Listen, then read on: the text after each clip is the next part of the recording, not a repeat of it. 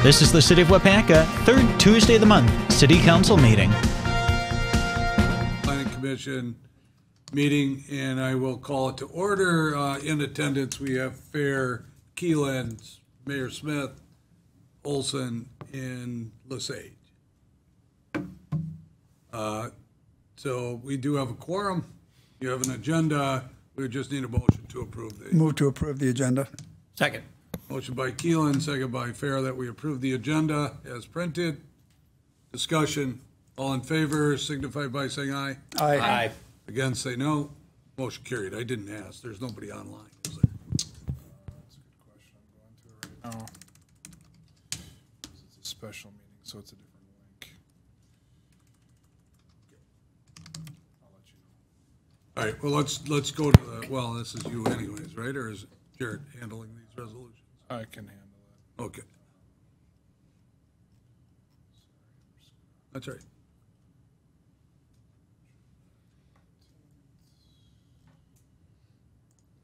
As you know, members, we had these resolutions in our packet at the regular meeting, but there were some changes that need to be made. So we are. I didn't think they were going to come. Oh, yeah? Okay. So Baird, R.W. Baird, Mark and Brian from All right. R.W. Baird are joining us. Hello, Hey, guys. Brian, Mark, how are you guys tonight? We are fine, Mayor. Great. We're just getting into the meat of it right now, so we're going to talk about resolution number 1506. And I'm just about to turn it over to Aaron here. So. Yep, and I'm just about to pull it up. All right, thanks, Mayor Smith. So up on your packet, and guys, I'm going to share the screen so you guys can follow along. As Plan Commission has heard, we are here to, in the process of the potential creation of TIF districts and the amendment of TIF District number 8, we have been through the project plans. I did go through that last meeting in which we had the wrong things in the packet. So we are here to vote on the appropriate resolutions. I'm going to give a brief overview of what they are again. I'm going to do them all together, if that's okay. TIF District number 8. Again, this is an amendment of the boundaries of TIF District number 8, which is on the east side of town. This is currently a distressed TIF. We did intentionally leave the parcel ABC Computers, which was generating value, to continue to pay off the debt in TIF 8. That does not impact the end payoff date for that TID, but it does create us to put a couple of those vacant parcels into the new proposed TID number 11. So that's what we're doing there. The next resolution would be the creation of TID 11. And that one, again, is a mixed use TID. Good Lord, all over the place here. Get back to the agenda. I'll just go there. Is TID number 11, and that's a mixed use TID. That TID is, again, to assist with the River North development, which is residential and commercial development.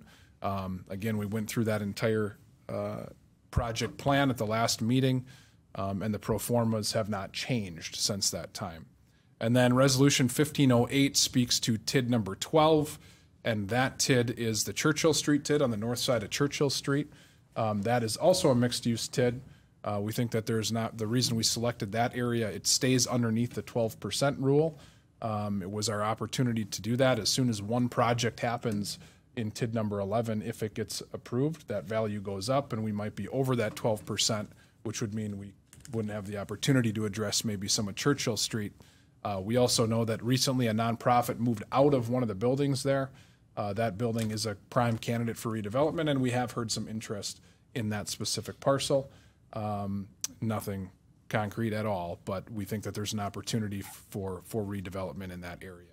Again, the pro forma's in there, and that also is unchanged. So we did talk, now that may change. It's a little bit semantics at this point because really all we have in there right now is potential pay-as-you-go and then site prep.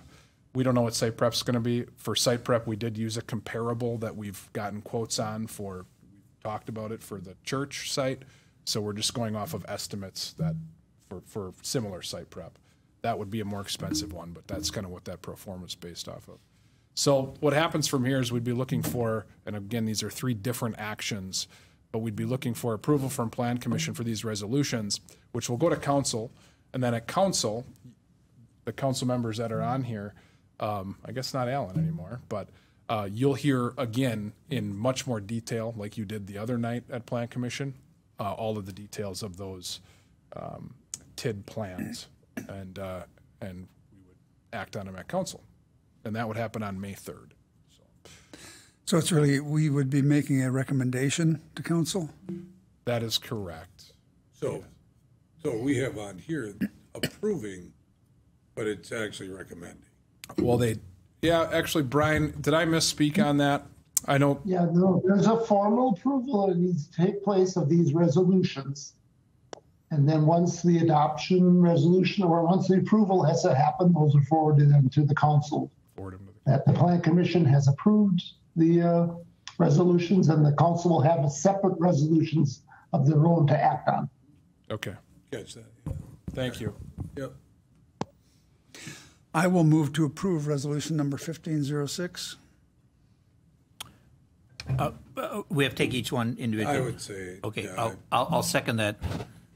Okay. We have a motion by Keel and second by Fair that we approve resolution number 1506. This is a proposed project plan territory amendment 2 for tax incremental district number 8. Any discussion? Brian, I just have a general question, and it deals with all of these. I see they're numbered 8, 11, and 12. Are we restricted by the number of TIFs, and now they call them TIDs, that we can have? I mean, how many of the 12 are actually active at this point? Oh, you're testing me. You have, go ahead, Aaron. I'm just Go ahead, counting, Brian. yeah, I'm counting them in my head. So if you come up with it. So we close. I mean, 1 and 2 obviously have been closed for years. So 4 is open. Yeah. This year you closed 3, I believe, TIF 3, TIF 6, and TIF 9. So what's open would be TIF 4, as you just mentioned, Aaron, yes. 4, 8, and 10. Correct. 3 are open. And now these would be 3. The only limitation, the answer to the question is the 12% maximum allowable limit for valuation purposes. So the number of TIFs is unlimited. It does not matter. As long as you stay under that 12%, Okay. Absolutely correct. Good. Okay, thank you. Anybody else have a question on that? All right, you ready to vote? All in favor signify by saying aye. Aye. Against, say no. Motion carried. All right, then we have resolution number 1507, which Aaron has also explained that will be a new TID District 11, which will be out by the industrial park. I'll move to approve resolution number 1507. I'll second. Motion by Olson, second by Lesage, that we approve resolution number 1507. Discussion? All in favor signify by saying aye. Aye. Again, say no. Motion carried. Then we have one last one, the resolution 1508, which is TID number 12, which is what we're going to call the Churchill Street corridor. So move for approval. Second. Motion by Fair, second by Olson, that we approve resolution number 1508. Discussion. All in favor signify by saying aye. Aye. Against, say no. Motion carried. And I think that's all we need for now. Move to adjourn. That's it for tonight. Yeah. Motion by Keelan, second by who? I'm sorry, Olson? That we adjourn. All in favor signify by saying aye. Aye. Against, say no. Motion carried. Alan, now that's it. You don't have to come back. All right, it's 6:01. Let's get going here. So tonight, just so we understand the timetable, we had a special city planning commission meeting earlier, and and we will be talking about that, not at this meeting, but at the next meeting. And then we have the second meeting in April. We always have our annual organizational meeting, so that's what we're going to do next. And then after that, we actually have 2 public hearings, and then we get into the regular council meeting after that. So that's the process that we're going through tonight. I do call this organizational meeting to order, and we'll begin actually with the oath of office of the newly elected officials, and Barb is going to handle the oath. So we need myself, Dave Peterson, Eric Olson, Lori Chestnut, Paul Mayo to just stand where you're at, and then our newest member is Henry Velliker. Henry? Henry, actually, if you want, you can just stand right in front of your seat there.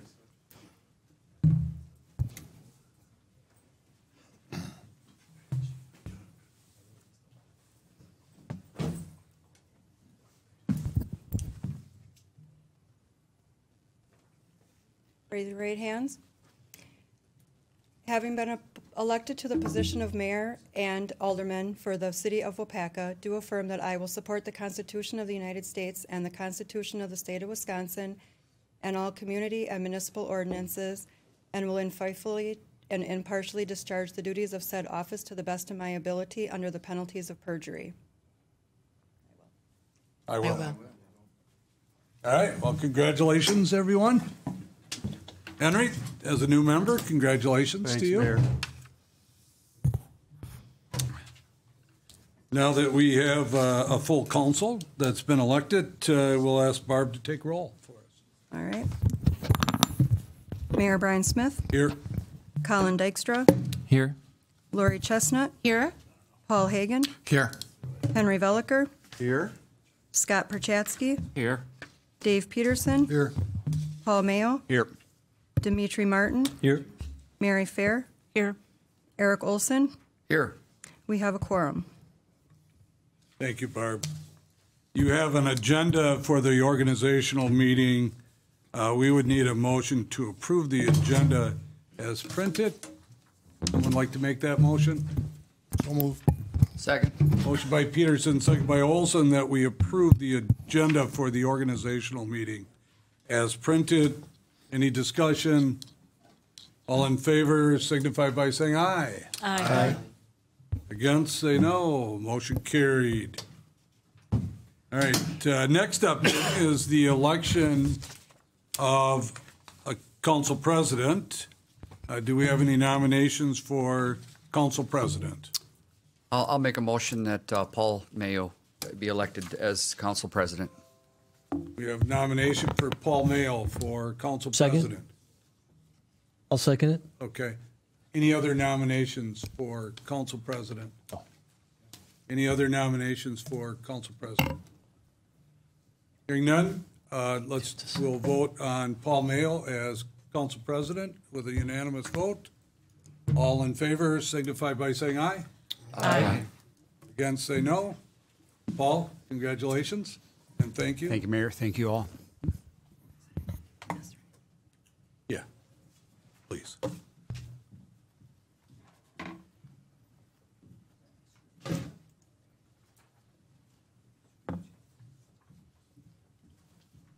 All right, so then next up will be the appointments to the boards, commissions, and committees. You can see that Barb has handed out the list of the boards and commissions and committees that we have, and we're going to have Paul as council president go ahead and read those. Thanks, Mayor. First up is Board of Review, Scott Perchatsky.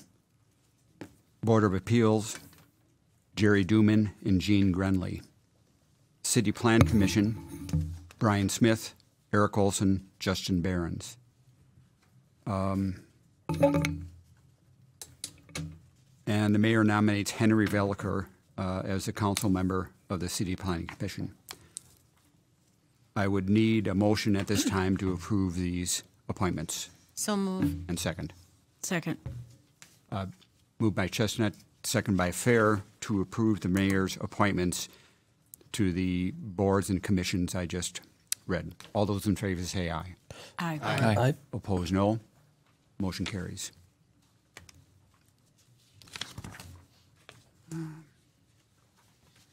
All right. Next is Library Board. Gracie Legal Youth Representative, Lori Chestnut, Colin Dykstra, Rebecca Thiem Baseman, Julie Iden, Mary Zimmerman, and the Waupaca County Rep. Park and Recreation Board, Logan Jansen, Youth Rep, Henry Fries, Youth Rep, Alyssa Durant, Alternate Youth Rep, Eric Olson, Dave Peterson, Pat Fair. Police and Fire Commission, Mary Fair, Brian Gilden Band. Airport Board, Noah Eiskin, Youth Representative, Andrew Whitman, and the Waupaca Foundry Rep. Recycling District, Colin Dykstra, Henry Veliker, Alternate. Waupaca Area Fire District, Brian Smith, Mary Fair. Wellhead Protection Commission, Robert Van Epps, Mary Ann Snyder, Steve Gall, Carolyn Murphy, Evan Abrahamson, Jeff Barlow, Scott Perchatsky. Historic Preservation Commission, Emily Schubert, Youth Rep, Lori Chestnut, Scott Christie, Corey Nagel, Faye Wilson. Emergency Planning Committee, Ali Caldiero, Youth Rep. WAHA Board of Directors, Colin Dykstra. Historical Society, Lori Chestnut. Joint Review Board, Dimitri Martin, Kathy Kaza / Stephanie Reif. East Central Planning Commission, Brian Smith, Aaron Jensen, Alternate. Waupaca Area Convention and Visitors Bureau Room Tax Board, Henry Veliker, Aaron Jensen. Waupaca Area Convention and Visitors Bureau Tourism Promotions Committee, Paul Mayo, Dimitri Martin. Waupaca Senior Center Advisory Board, Dave Peterson. At this time, I need a motion and a second to approve the mayor's appointments to the committees, boards, and commissions. So moved. Second. Moved by Perchatsky, second by Fair, or Chestnut. Chestnut to approve the mayor's appointments to committees, boards, and commissions as I just read. All those in favor say aye. Aye. Aye. Opposed, no. Motion carries. Thank you, Paul. That's all. Thank you. Yep, thank you. I just want to say a couple things about this. One, Parks and Rec Board, I omitted that although you named all of the people, Eric Olson is actually the chairman of the Parks and Recreation Board, for everybody that's got that on there. Thank you. And then also I want to make sure that you all understand that this is not, what Paul has read tonight is not all-inclusive. So if your term is not up and you're on that committee, you're still on that committee. These are just people that are, their terms are up and are being re-elected or repositioned on these boards. So if you have any question on that, you can certainly call the clerk's office and they'll verify it with you. Okay, with that said, then we would like to get a motion to approve the adjournment of the organizational. Move to adjourn. Second. Motion by Hagan, second by Fair, that we adjourn the organizational meeting. All in favor signify by saying aye. Aye. Against, say no. We're adjourned at 6:11 p.m. All right, next we have a couple of public hearings. As I stated before, the first one has to do with Ordinance Amendment, Chapter 17 of the Zoning Code. And so I will call this public hearing to order. And in attendance are, we have full attendance tonight. So note that. At this time, I think I'll have, is this yours, Jarrett? Yes. Okay. Mayor. I'll have Jared explain what this ordinance is about, and this obviously is going to be the first reading tonight, right, at the council meeting? Correct. Okay, go ahead. Thank you very much. So ordinance number 922 does start on page 223 of your packet. There is a red line that begins on page 225. So this one in particular, we're discussing at the staff internal level, the Eastgate District standards that were put into place, obviously out for the East Gateway District. Over time, there have been a lot of complaints, just that the standards are very hindering, just an extra set of standards. The developers really don't like to be told what to do anyways, but as you continue to pile on standards, it just becomes more and more daunting, prohibiting development even further. So as we would like to see more development out in that area, and kind of listening to the developers, the different individuals representing that area out there, the East Gateway District standards were discussed pretty well every time. So, after staff kind of took a deeper dive, the different requirements in here, some of them were just they were more restrictive than requirements we already had. We really didn't see the benefit in that. For those certain zoned parcels, they already have setbacks, that are adequate throughout the rest of the city. Again, so we're moving those. Some different landscape standards, some different design standards, such as adding brick around the entire building for the bottom 3 feet, just things that would add substantial cost to any development project. So really taking a look, each element of this section, it's either already in another section of the code, but less restrictive, or it just wasn't seen as needed and it was seen more of a hindrance. So, kind of a group consensus at the staff level that it would be best just to delete this entire section and go with the standards that we have consistent throughout the city. And that's essentially what this ordinance is. It would be removing the East Gateway District standard from the General Code of Ordinances, just in the different sections it is referenced or located in. This was brought to Plan Commission and it was recommended to the council. I can take any questions if there are any when they come up. All right. Thank you, Jarrett.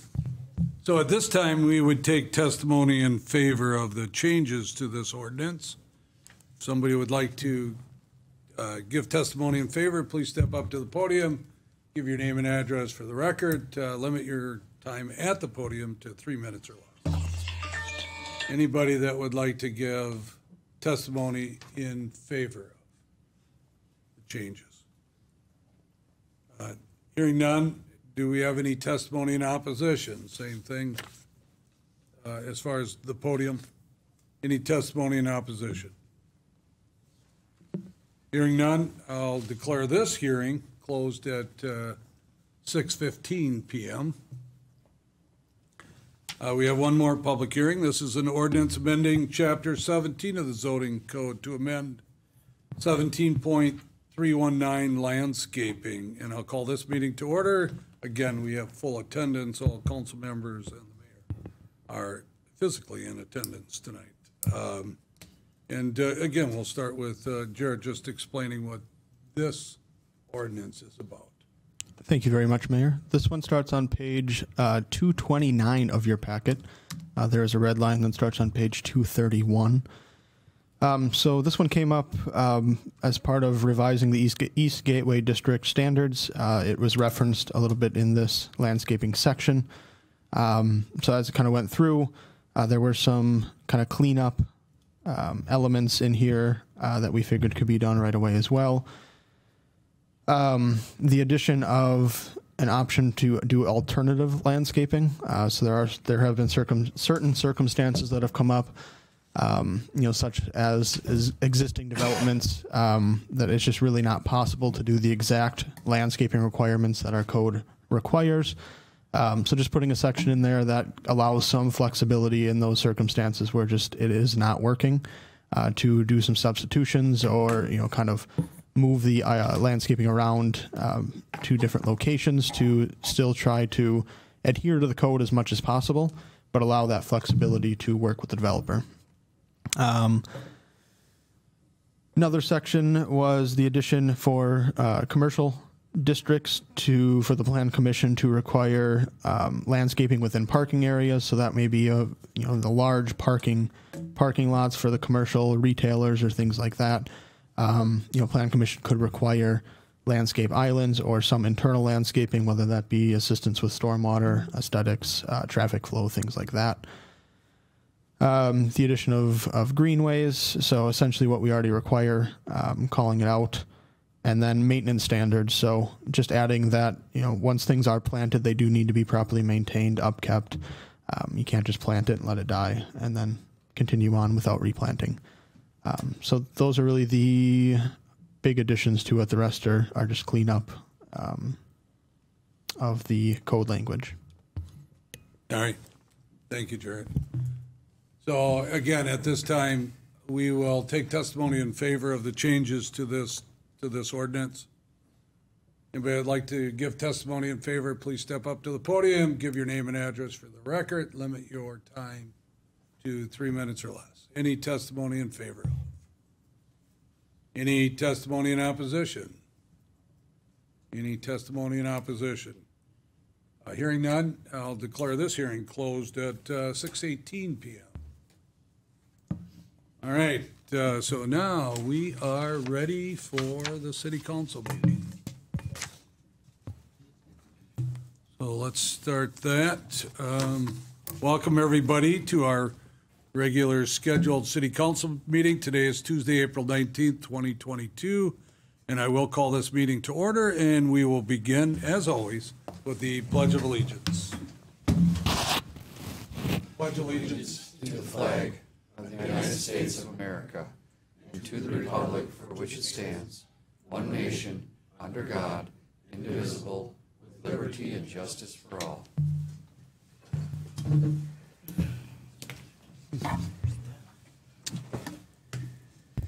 And we will ask Barb to read the clerk's open meeting statement for us tonight. This meeting and all other meetings of the Common Council are open to the public. Proper notice has been posted and given to the media in accordance with Wisconsin state statutes, so the citizens may be aware of the time, place, and agenda of this meeting. And Barb, would you also take roll? Mayor Brian Smith. Here. Eric Olson. Here. Mary Fair. Here. Dimitri Martin. Here. Paul Mayo. Here. Dave Peterson. Here. Scott Perchatsky. Here. Henry Velliker. Here. Paul Hagan. Here. Lori Chestnut. Here. Colin Dykstra. Here. We have a quorum.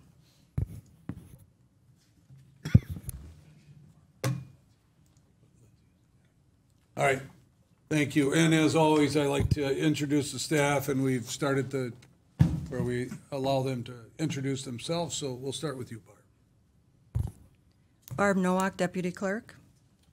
Aaron Jensen, City Administrator. Sue Abrahamson, Children's Librarian and Interim Library Director. Jared Raku, Community and Economic Development Director. Justin Mears, Director of Public Works. Andrew Whitman, Park and Rec Director. Brian Hosell, Chief of Police. Kathy, go ahead. Kathy Kaza, Finance Director. And of course, we have Josh hiding in the back room, our IT. And we do have another individual on that's going to talk a little bit later. It's our, Aaron, do you want to? Yeah, it's our farm market coordinator, Lindsay, is on with us. Okay. Lindsay, thanks for joining. All right, you have a consent agenda. I have a note here that says that the finance director's report is also on the website, and you did receive that actually last week in your packet. But it was a separate item than the regular packet.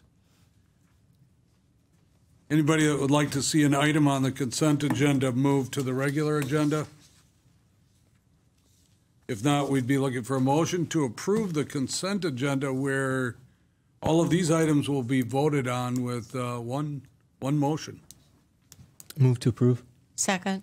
Motion by Martin, second by Chestnut, that we approve of the consent agenda with that one addition. Discussion? All in favor signify by saying aye. Aye. Aye. Against? Motion carried. Regular agenda, what you have on the agenda is what we're going to deal with tonight. Again, I'd just be looking for a motion to approve the regular agenda as printed. Move to approve. Second.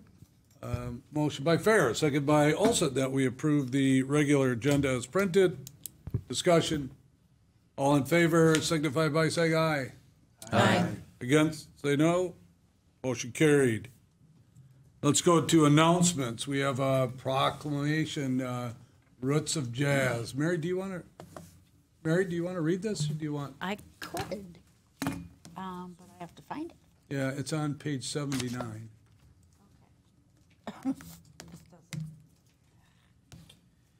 Okay, take your time. 50. Here it is. I should have told you ahead of time. You could have, but that's okay. Yes, I could have. You could have, Whatever. but I'm okay. I just have to get there. It's going to be whatever he wants. I have to make it big. Use your fingers. Oh, thank you. That's much better. Okay. Proclamation for the Roots of Jazz. Whereas Winchester Academy has been bringing quality educational and entertaining programs to the Waupaca community for over 30 years, and whereas Winchester Academy is collaborating with the Waupaca Public Library, the Waupaca Historical Society, School District of Waupaca, Waupaca Arts Board, Waupaca Chamber of Commerce, and several local businesses to present the Roots of Jazz, and whereas the Roots of Jazz extravaganza will commence with the opening of the library's exhibit room on Monday, April 25th, highlighting Waupaca native composer and ragtime piano and organ virtuoso Eddie Hansen. And whereas Winchester will sponsor several professional musical groups, including world-renowned pianist Bob Milne on Saturday, May 7th, jazz singer Aaron Krebs on Friday, May 6th, the Lamagna African Drum and Dance Troupe on Thursday, May 5th, and the Rusty Nails on Wednesday, May 4th. And whereas tickets will be required for certain events due to limited seating, but all events will be free for students and adults alike. And whereas Winchester will also have 2 speakers on the history of jazz in its spring lecture series on Monday, May 2nd and Monday, May 9th. And whereas Winchester Academy would like to thank the Gerald and Selma Kniffel Bequest for making the Roots of Jazz programs possible. And therefore, I, Brian Smith, Mayor of Waupaca, encourage the citizens of Waupaca to participate in one or more of the Roots of Jazz performances. And on behalf of the citizens of our fair city, thank Winchester Academy for its continued dedication and wish nothing but success for the upcoming Roots of Jazz event. It witness whereof I have hereunto set my hand and caused the seal of the great city of Waupaca to be affixed this 19th day of April, 2022. Thank you, Mary. This was passed out right before the meeting. It's on your desk that tells you about the dates and so on. You should all have one of those on your desk. All right, let's move on. We have a thank you note from the family of Joe Leon. Joe Leon passed away recently. He was a state senator, a teacher, and a local businessman that, as far as 2 places I remember him owning were Ding's Dock and Fort Waupaca when they had that property also. So he was a very good person for Waupaca, so he'll be sadly missed.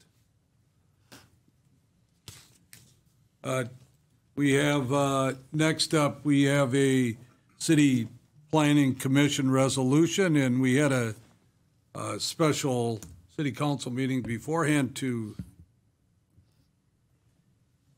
talk about these, and Aaron, you want to just take this? Yep. I'm not sure where we're going with this. Me neither, but we'll take it. All right. Thank you, Mayor Smith. So just informational purposes, the 5:30 Plan Commission meeting was a special Plan Commission meeting in which we passed resolutions 1506, 1507, and 1508. Those are resolutions to amend TIF 8, the boundaries of TIF 8, and to create TIF, proposed TIF 11 and TIF 12. We're going to be making the exact same presentation in more detail actually May 3rd at City Council, and this will come forward for your consideration. We provided a little less detail at the 5:30 meeting today because we really provided all of the detail at a Plan Commission meeting earlier in the month. So that's a little bit of information on why we had our 5:30 special Plan Commission meeting. I look forward to talking about it on May 3rd again. Justin, 149, and Andrew, you're 150 here. So next up, we have an Arbor Day. Thank you, Aaron. We have Arbor Day Proclamation, and I'm going to ask Justin to read that for us. Absolutely, Mayor. My pleasure. Thank you.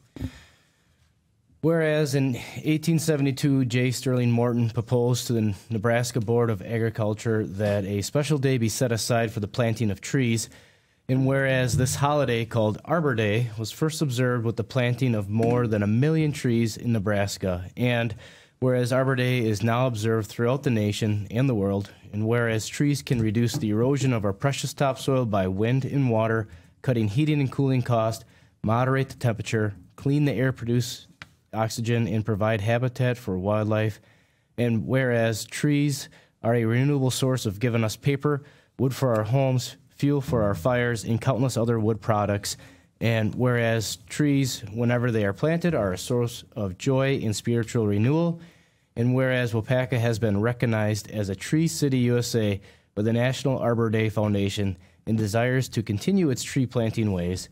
Now, therefore, Brian Smith, Mayor of the City of Waupaca, Wisconsin, do hereby proclaim the 29th of April, 2022 as Arbor Day in the City of Waupaca, and urges all citizens to support efforts to protect our trees and woodlands and to support our city's urban forestry program.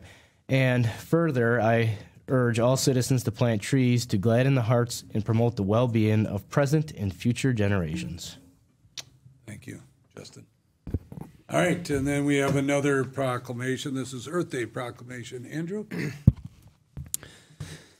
In the early 1960s, Senator Gaylord Nelson of Wisconsin began a movement to highlight mounting environmental problems. Each day continues to promote, Earth Day continues to promote environmental awareness and celebrate the limitless possibilities for all people to care for our land, air, rivers, lakes, and oceans.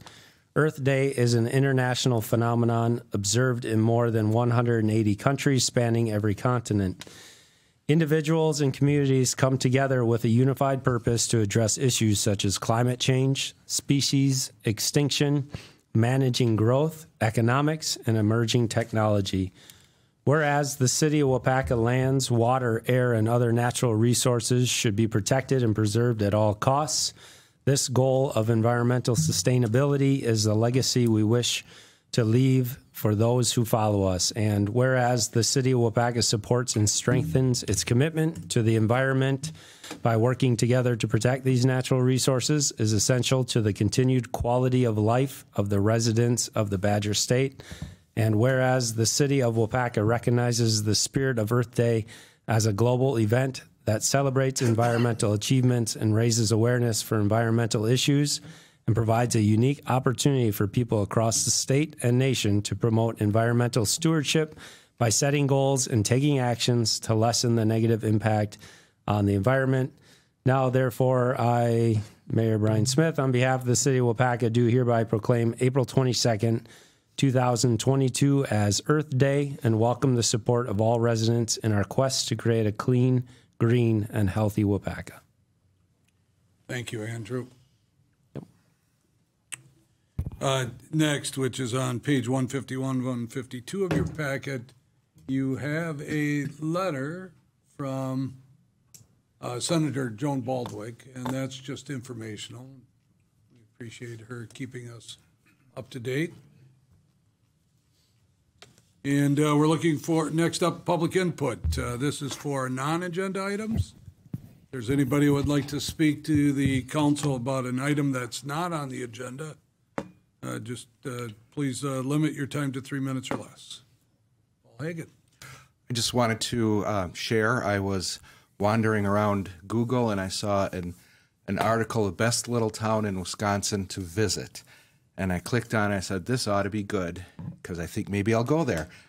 And lo and behold, I was already there because it was all about Waupaca. Nice. So it highlighted all the water sports we had and all the different attractions we had. And I thought that is really neat. Now, I don't know if that was an article specific to our area or what it was, but it was really nice to see. That's good. Good news. Anybody else have any public input? All right, let's move on to community department head reports, and I see that we have Anita Olson is here tonight to speak for the Winchester Academy. So Anita, if you want to step up to the podium. Hi, everyone. You need my address then, too? Sure. Okay, N3541 Anderson Road.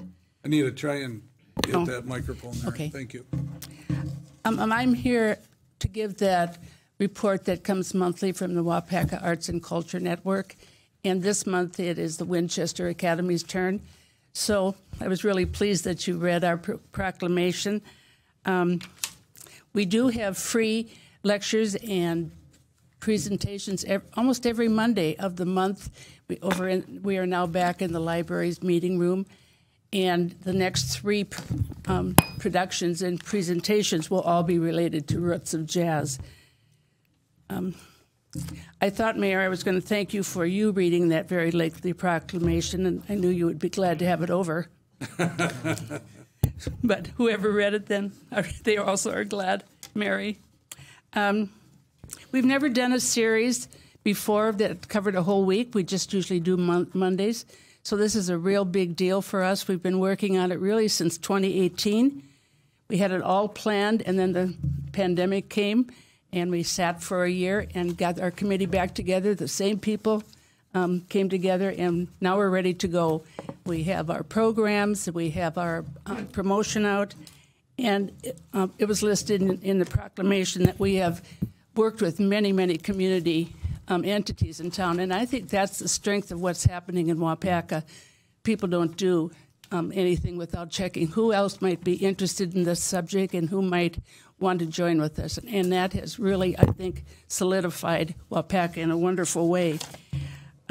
So our first performance is Monday the 25th, and Pat Fair will be a narrator. He will be Eddie Hansen come alive again. And you will hear about Eddie Hansen's life. He grew up here in Waupaca, went on to great fame, and then ended living the last years of his life in Waupaca. All the tickets for everything is free, but there are 3 venues that you must go to the booksellers to pick up tickets just because there's limited space. And that's for the Thursday, Friday, and Saturday events during that first week of May. So thank you very much. That's the Winchester's part of Waupaca Arts and Culture Network. Thank you, Anita. Thanks. Appreciated that. Anybody have any questions for her before she completely sits? No, I'm just kidding. All right. Thank you again, Anita. Let's go to department head reports. Kathy, you want to start? Sure. Thank you, Mayor. Good evening, council members. My report was uploaded separately to the website. The department is working through the 2021 audit and just getting ready to do all of our final reporting for last year, and the state report, the PSC report for the water utility, and our room tax TID annual report. We have lots of reports that are due at this time of year. We're also, with the hiring of Stephanie Reif, And Jerry moving back to the police department, we're going to be working on transition and making sure that we keep everything going forward and communicating to the departments and residents and to the council what we're all doing and making sure that this transition is a smooth and easy one. Otherwise, I don't have anything else. All right. Thank you, Kathy. Anybody have any questions for Kathy? Comments? All right, let's move on over to the library. Sue? Thank you, Mayor. Patsy and I are working really hard in changing the way we provide our information to the council. We understand that we're going to be shortening but sweetening the pot as far as the information you're getting. The way the meetings are scheduled, our library board meeting happens after the council meeting where we give the report. So it feels like I'm giving you a report from a month ago. So I'm going to allow that the written word that you have in your packets is suffice. And if you have any questions, you will contact me or ask me. But I would like to tell you a few things that are happening in the next week or two before we meet again as a council. We will be closed. The library will be closed on this Friday, for library staff to attend a training by the Outagamie Waupaca Library System at Mosquito Hill. So the library will not be open, but we will open again on Saturday for regular hours from 9 until 5. And as you notice, the library, the lobby floor, the City Hall floor is being replaced, and it's going very well. We're seeing a lot of traffic coming downstairs because you have to come downstairs to go upstairs, and that's good for the children's department for people to see what it looks like down there. If you don't have kids, you maybe didn't see it. We are seeing increased visits. Last month in March, we issued 70 new library cards, so that's a huge number after a long pandemic. And as Anita mentioned, our meeting rooms are now open again for public use, and we're seeing a lot of people requesting this public space and this public venue, and we're happy to provide that. Our after-school tutoring programs are going well at the middle school and here at the library. We're doing 5th through 8th graders at the middle school after school, and the 3rd and 4th graders are being bused to the library. We have more need at the middle school than we have for the younger kids right now. And we are celebrating the art and murals that have been added to around Waupaca, and we've created a pictorial scavenger hunt for families to participate in. So if you are interested, you can get that right off the internet, or you can come to the library and get a hard copy. One side has some easy pictures to find, and the other side has some harder. So that's really fun. Next week, we will be starting our collaboration with the Historical Society and talking about the potato growing history of Waupaca.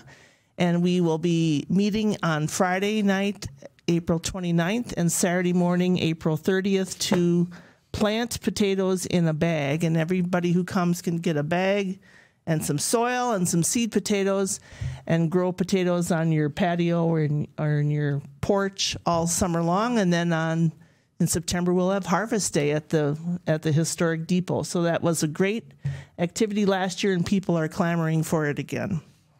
And last but not least, the library will be present at the Arts Hub Community Games Night at the Rec Center on Saturday, April 30th. So if you're there, look for us, and we'll be happy to lead you in some fun giant word and math winder games. So any questions for me? Could you repeat the potato day? The potato planting day is at South Park, the Hutchinson House, on Friday evening, April 29th, or Saturday morning, April 30th. Thank you. You're welcome. Thank you. Sue, thank you. Next up, Community Economic Development. Jarrett? Thank you very much, Mayor. My report starts on page 16 of your packet. In previous reports, I had mentioned a downtown SWAT analysis, so strengths, weaknesses, opportunities, threats, just kind of general term for it, just kind of trying to get a group of stakeholders from the downtown area together start talking about how we can continue to improve our downtown now that we've have Main Street finished and it looks wonderful. We have some more businesses going in. We've offered some incentive from the downtown incentive program. How can we continue this momentum we've gained? So we got a kind of smaller group of stakeholders together to kind of get this high level conversation started. Really the goal of this meeting was to prioritize or find 5 to 6 priority areas in which staff and downtown stakeholders could kind of begin talks and kind of focus in on. Kind of interesting what they came up with. So one of the top priorities that these stakeholders felt was higher end downtown housing. Some of them mentioned that the downtown incentive program, people were using those funds to rehab the apartments above the commercial businesses. So we're kind of starting that, but a lot of comments were made about just additional downtown and even higher end downtown housing. Number 2 was increased business collaboration. So creating tools, centralized website, increasing social media, cross promotions. Number 3 was the farmers market. So a lot of them just talked about the value that the farmers market brings to the downtown area. So every Saturday, obviously a high quantity of people come to the farmers market. And not only that, they then go to the downtown businesses to eat and shop. So just finding out how we can continue that and strengthen that. Halloween on Maine, a new event last year, had high praise by everyone in this meeting. They talked about how they would hope that we could find additional events like this and continue to do Halloween on Maine since it had such a great turnout. A calendar of events and then just data collection. So some great points. I think some great discussion happened at that stakeholder meeting.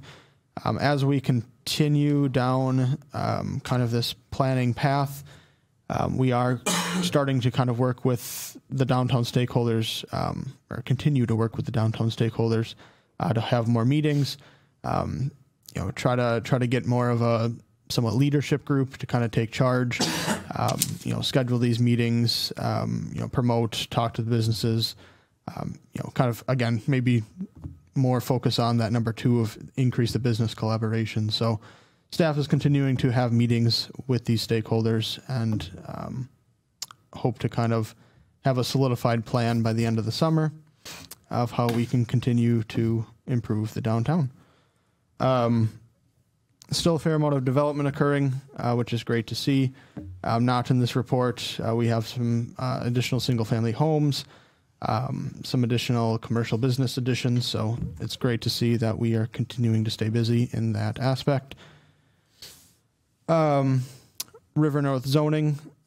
So as we prepare for the River North neighborhood, we also took a look around the area of this future neighborhood and realized that a lot of the parcels there were zoned incorrectly. So we are continuing to work to bring those back into compliance. We do have a big group of them coming to the next Plan Commission meeting to be discussed, public hearing. So we will hopefully get that cleaned up and continue on that. And then the big item, the housing repair grant, is now live. Their application materials are all on our city website. On the main page, if you find the little light blue box, there's the home repair program, and you click that and it brings you right to the page.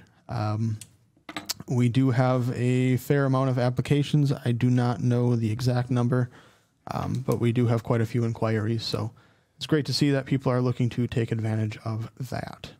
Happy to take any questions if you have any. Garrett, thank you.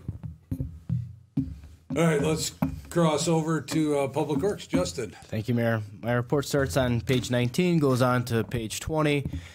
At the treatment plant, starting there as usual, our 8,000 digester project is well underway. This is our smaller of 2 digesters. It needed some love and care. I mentioned before our sludge production and how we manage that is our second highest expense. So with this work, we're hoping to manage that more efficiently in the future. Once we get that smaller one complete, we will take our larger one, our main one, offline for maintenance. It could take up to a few months, which is mainly just cleaning and inspecting. However, when we have it offline, we will no longer be able to accept outside waste. Typically, we accept septage, holding tank, and grease from restaurants, which is a revenue. So we'll have several months where our revenues will be down. So obviously, we'll try to minimize that disturbance, but we'll probably see that at the end of the year in our budgets. Our Mercury minimization program, I've talked about this before. We've seen a lot of success. We took our first quarter sampling, and it was the lowest we've ever had on record. So we're hopeful that this trend continues in our efforts to educate both the public and major consumers or the users out there is really showing up on the book. So crossing our fingers that we have another quarter with low amounts of mercury. As mentioned before, we are cooperating with Waupaca and their wastewater treatment plant staff. They lost an individual that had their certification that is required by Wisconsin DNR for their permitting. All of our operators will rotate.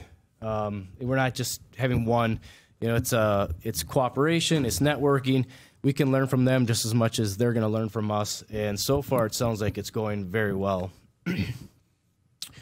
We are mixing our sludge, which is not very pleasant, but it does produce odors, and we need to get rid of it. That's how we need to manage it. So if there are odors on some still mornings, we apologize, but it's just a natural part of the process. Moving on to streets, Main Street, we did a little walk around, Roger, myself, and the DOT engineer. We picked up on a few things that need to be fixed. There's a few puddles. There's a few cracks. We're going to get some things repaired here. The weather is finally turning around where these things can be attended to. The poles still need to be stained. That's coming up hopefully in May. We can finally be complete with this project. We have to go through a care cycle with the trees, which means they're going to touch up the bark. They have to make sure they're growing, water them, and then after that, if they pass, then they're ours for good. Oh, and by the end of the week, we're heading to Fond du Lac. We have a group of 8, is it, Aaron? Yeah, we got up to 8. So we're going to the Economic Development Corporation Award, and hopefully we'll be bringing home some hardware after that, so cross your fingers. It's our 3rd nomination and hopefully our 2nd piece of hardware coming home. Hi, in Harrison, we had a slight delay. We had to wait for some permitting from DNR. We finally got that secured late last week. David Tenner Corporation, which was the awarded contractor, started at the school on Monday because they were off. We were able to cross Schumacher Road and get that patched up so we did not disturb school in and out. And now they're working in the field, which is the old practice football field. And they're going to keep clipping along there. With good progress, we'll be switching over to High Street by May-ish.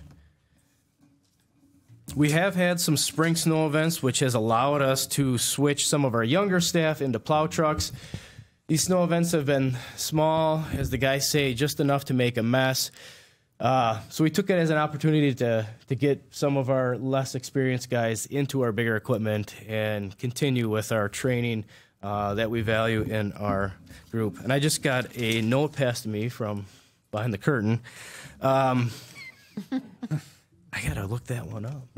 Let me think. Okay, so we were notified by Greg, the grant writer, that we're lining up for a grant we put in for energy innovation in Wisconsin. So we proposed a solar panel project for the top of City Hall here with some battery backups in the basement. So 3 Tesla batteries, which would basically function as like an emergency backup power source. A great project, and all indication is we haven't fully secured the funding, but it looks like we're most likely going to get that funding, which means we might have some solar panels on top of City Hall here in a few years, or a year or so. Tell them the estimated value of that grant. It's over 200,000. So It was 280. Yeah, it's closer to 3, I think. Right. So we were recommended for funding. There's another step to make it official. But we'll be talking about that a lot. The other thing about that is it comes with 3 Tesla battery packs, which basically store energy, almost act as generators when power goes out and such. So neat project. Hopefully we get to talk more about it soon. So the servers are here, which supports all city functions, including PD. So if the power goes out, then that support goes down. So it'll keep that support going, even in the worst times, which is when we need it the most. Street guys and park staff attended a tree trimming training from 2 individuals who were just excellent. They were professionals. We talked Arbor Day, so I'm going to talk about it. We have to trim a lot of trees. Pedestrians walking on sidewalks don't want to knock their heads on branches. Vehicles driving down the road don't want to hit branches. Trees growing into buildings. So it was very important to have the staff learn the proper way of trimming trees so you don't affect it and it can grow more healthy in the future. So an amazing training. Water side, we're replacing meters like gangbusters right now. There was a bit of a slowdown with, there was just supply chain issues for a while, and trying to get in people's houses with COVID really slowed that project down. We are making good strides now, and we should be wrapping this project up very shortly, which means we'll be rolling out our user side, customer side system that they can review their own usage. So very shortly here in the near future, if the council will be making a presentation on what the new system will look like and the main benefits of it. PFAS, mentioned that before. We are participating in a voluntary sampling through the DNR. That's going to happen in July. Initially, we do not think we're going to have issues, but we're participating anyways. We've always taken the stance we'd rather know now than find out worst case scenario later. Facility side, we planted 45 new trees. Most of them went out in the industrial park to kind of prime for the development out there, and then also replaced a number in Foxfire subdivision that we took out many for the ash borer. And then Sue mentioned the floor. Library and City Hall staff have been working very cooperatively with our contractors to make sure we get this thing done. It's been going really quick and should be done before the end of the week. We can't wait to see it. Great. Justin, thank you. Paul Hagan. When you take the 9,000 adjuster down, have you informed the people who normally bring product to that's going to be down for a while? Yep. So the staff, mainly Jesse, has been notifying those haulers in person, and we sent out a letter.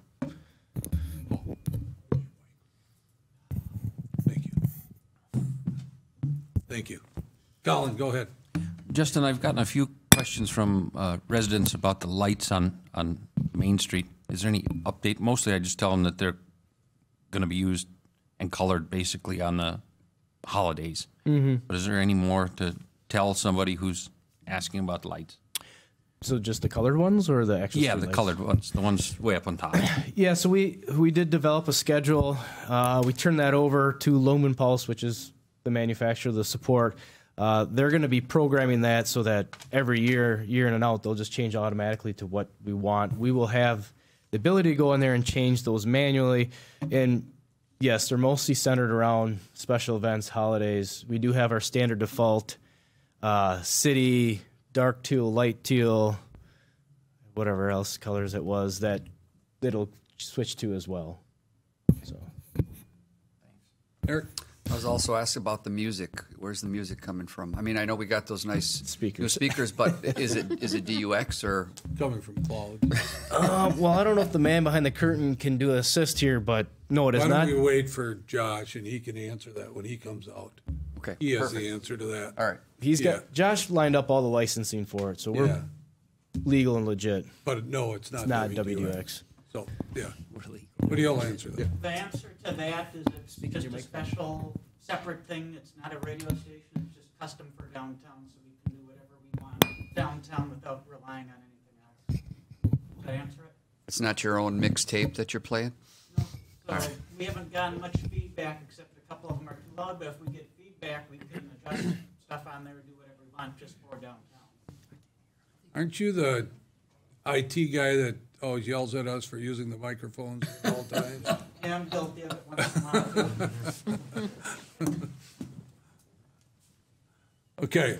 Anybody else? I just had one more question. Yeah, go ahead, Paul. The streetlights on the west side of town that were out, I haven't noticed if those have been put back into service, and what was the cause of that? Don't know. So we're still diagnosing. But yes, from Western to roughly 10, is it? Or out right now. So. And no idea what's going on. I don't.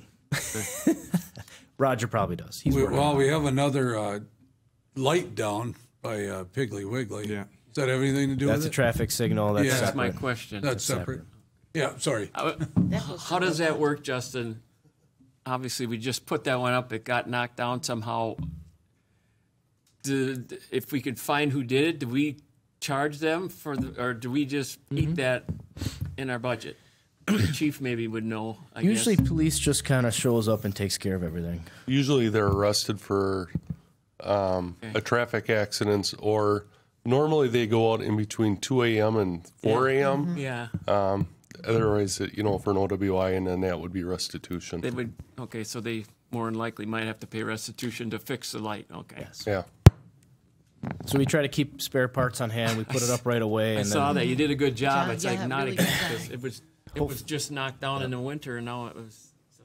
And then Great. hopefully get reimbursed and put an order for a new one in right away to get restocked. Yeah. So that's a common target out there for whatever reason. Yeah, for whatever reason. Take the sign down that says "Hit me." All right, thanks. Anybody else?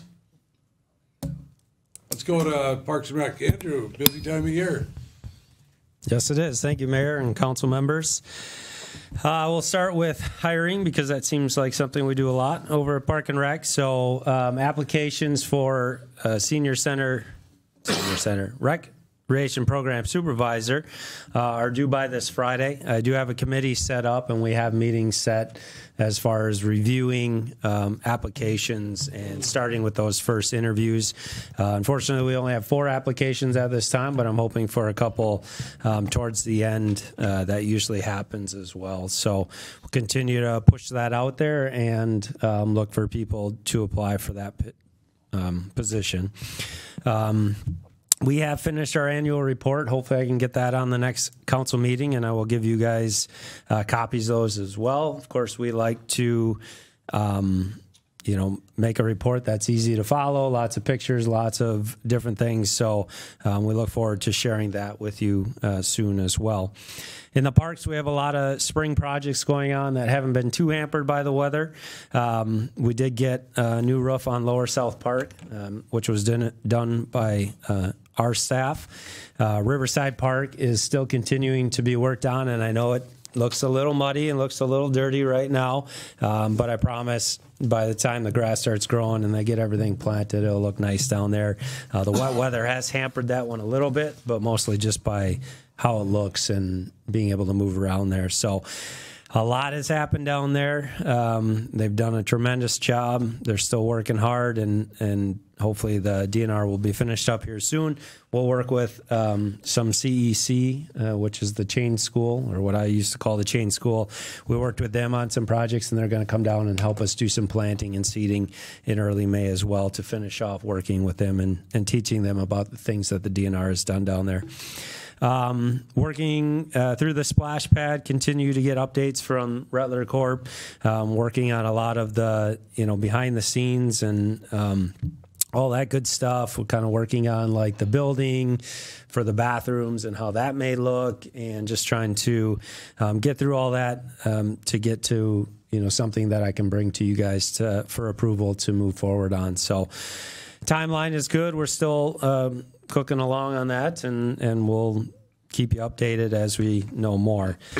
Senior Center, our new Senior Center Supervisor did start, has 2 weeks in already and has been making a lot of great connections. I actually saw that she was in the paper this week and talking about a couple new things already that she's been working on. So we really just wanted the first couple weeks to be making connections with the seniors, making connections with staff throughout the whole city, and connecting with people in the community that will work together to improve things and continue to move forward down there. So we're off to a good start. Lots of good comments. Andrew's been doing a great job. Very happy down there. So we're excited to continue that. So we'll get into some more specific training in the future as far as like rock steady boxing and some of the other programs there. So she is trained up to be able to cover those classes and to do those classes. Recreation wise, yes, it's a very busy time of year.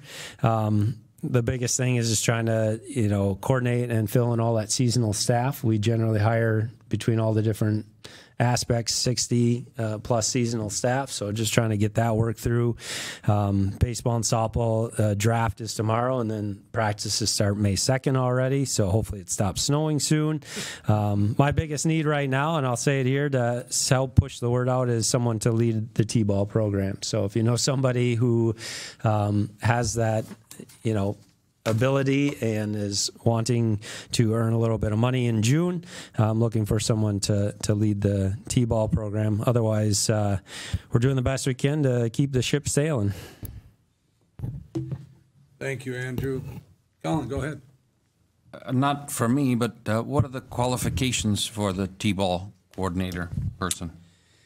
Well, we like to have somebody who, maybe is in college or a little bit older, someone who, maybe is going to college for teaching or, those types of things, or maybe a teacher or a retired teacher. Anybody who's willing to do it, who is a little bit older and can take the lead. I do have plenty of helpers and a lot of young people excited to help the kids and interact with the kids. I just need someone to kind of take the lead, keep everyone on track, and keep things organized throughout the season. So it's mostly June, Monday, Wednesdays, from 5 to 7. If I could make a comment about your program over at the CEC, my son is at that school, and it's made a big impact on him. When we drive by the park, he comments on it almost every time. I was reading an article to my wife about what was happening there, and he recognized the name of the man from the DNR, and he said, "Oh, that guy was at my class." And Mr. Whitman has also been at his class, and it's been a great, I think, a great, I don't know what to say, collaboration between the city and that school. And so I appreciate everybody's efforts that's involved in it and wanted to commend you for doing so.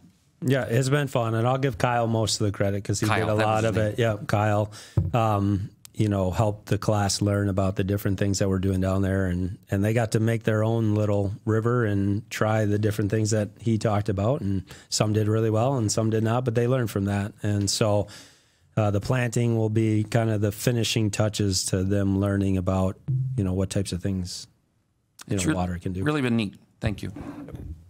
Thanks, Colin, for those comments. Dimitri, go ahead. What age group is the T-ball typically for? T-ball is for kids who are in 4K and kindergarten. Okay, anybody else? All right, Chief Ozell. Thank you. My report starts on page 32. We continue to be busy with fraud cases. A lot of scams, but within the last month, we've been finding some counterfeit bills being passed. And it's ironic that you can go online and you can just order these and get them. They clearly say on the money that it's movie prop use only, not for official use. And people are passing these on. So we had a few bills that were passed within the last month. So we're working on trying to identify who those individuals were. Also, two of our officers, Sam Van Dinter and Brent Whitman, I assisted both of them in the last month we had another overdose, but they did a really good job with the officers carry the Narcan with them, and they did a really good job in regards to administering it, making sure they followed all our policies that we have set in place for safety reasons, and they didn't give up. They had to give a second dose, and then finally they were able to get the individual to come around before the ambulance service got there. So they did just a really good job. It was nice to watch them in action and be there. And then also one of our newer officers, Officer Muskie, what really worked out well is we had a high-speed pursuit that was initiated in the downtown area. And we were able to capture with the cameras that we have in the downtown area. We had somebody that sped down Main Street, lost control of their vehicle, hit one of the light poles off a Badger, and as the accident happened, he had observed that, and he attempted to stop that vehicle. He recognized that that vehicle was not going to stop, and for being a real young officer, he decided to terminate the pursuit. We were just fortunate enough that there were a bunch of squads in the Waupaca area, and when the individual tried to flee north on Highway 49, he saw other vehicles coming and tried to avoid them by driving through the woods by the subplant off Highway 49. So it cost him quite a bit of money to get they had to get a wrecker back there and get him out of the water and everything. So it was just really good to see the judgment that he used to realize that that individual wasn't going to stop. So he didn't have that tunnel vision. One of the events that we have coming up here at the end of the month is Saturday, April 30th from 10 to 2 p.m. It's going to be our spring drug take back again. So individuals can come to the police department to the front lobby area in between 10 and 2 o'clock, bring any unused medications that they have, drop them in a box. They just empty their pill bottles out and just walk away. There's any questions asked. Usually last October when we did this, we got about 46.5 pounds of prescription medication that was then turned into the state and destroyed. That medicine was taken out of the cabinet, so we didn't have to worry about anybody using them to divert or use it for any illegal use. So that was real good. Coming up next council meeting, I was just talking with Alderman Martin when we were coming in. We have to look at ordering our new squad car for next year already. The state bids are going to come out in the middle of May. And if you remember last year, they were only open for 3 or 4 days and they shut them off. And we were lucky enough to get 2 vehicles, but they were purchased off the lot versus being ordered. And that's going to save us from last year. I think we just paid a little over $42,000 to this year, about $41,630. So we'll be coming forward at the next council meeting with that. And so we can order them on the first day, and it's just going to be one, so we don't have to worry about getting shut out and not being able to get a car. And then the last thing that I have is we're going to try changing our lobby hours at the police department to try to accommodate people in the community that do need to come in and conduct business. Right now we close at 4 o'clock, and we realize that there's a lot of times that we're trying to make special appointments for people to come in to get reports or whatever it may be. So we're going to change our lobby hours Monday through Thursday, beginning May 2nd from 7:30 a.m. to 5 p.m. And on Friday, we're going to be open from 7:30 to 11:30 a.m.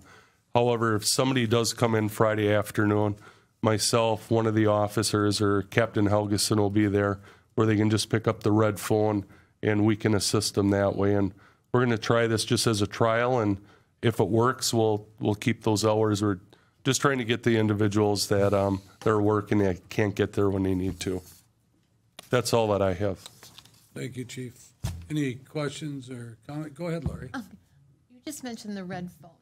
Okay, that's in the lobby. Yes. Okay, I wonder how many people understand that is there for use.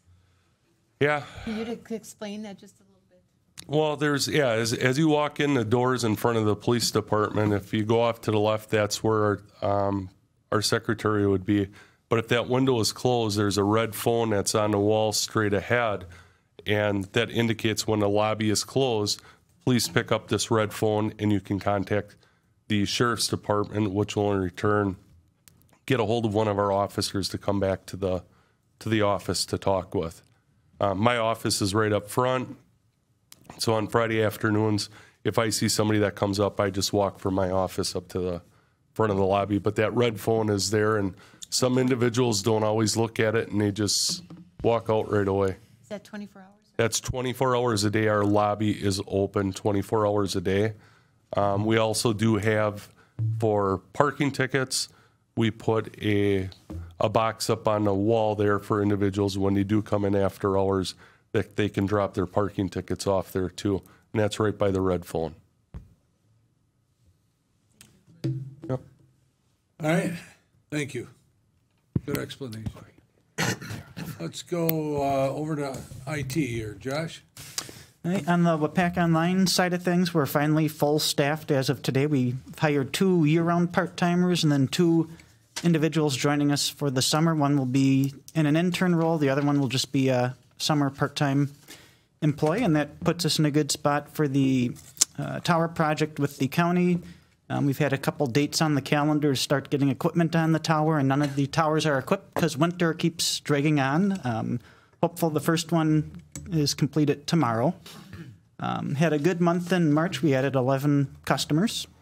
IT side of things, past week I've gotten around 12 our remote sites, public works, airport, parks, bunch of updates on our network equipment and some reconfiguration. Been out to the airport, getting some equipment in place as we transition staff. The city's had a lot of new hires and departing people, so that takes a lot of IT effort getting things switched around. I've done some security camera upgrades, getting equipment ready for a new squad car, and in the midst of getting our new computers for this year's computer rotation ready to go. All right, thank you, Josh. Any questions, comments for Josh? Barb, you're up. Thank you, Mayor. Mine's going to be short and sweet.